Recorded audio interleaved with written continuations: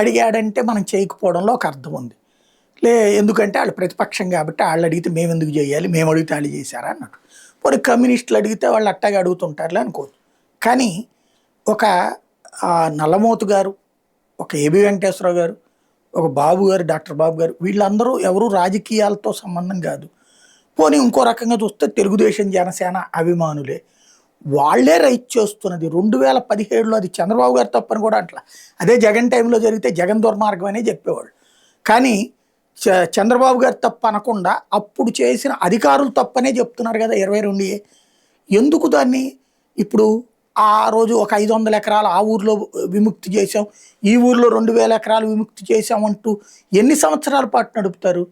అక్కడ ఉన్నటువంటి టోటల్గా ఆ రోజున డిజిటలైజేషన్ టైంలో కావాలని ఎప్పుడో 1930ల నాటి నిషేధాన్ని తీసుకొచ్చి ప్రైవేటు భూములన్నిటి ఏది ప్రభుత్వ పరం చేసి పడేశారు, నిషేధం పెట్టేశారు, 22A పెట్టేశారు.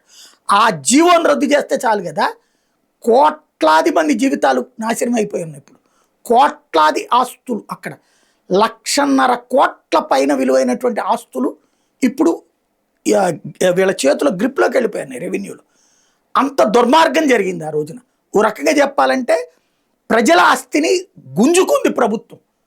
సరే ప్రభుత్వం అని మాట అనకుండా అధికారులనే అంటున్నారు కదా, అయినా కూడా తప్పుని సరి చేయకుండా సాగదీస్తా ఎంతసేపటికి జగన్ టైంలో మాటలే మాట్లాడుకుంటూ ఎన్ని రోజులు ప్రజలను మభ్య పెడతాం?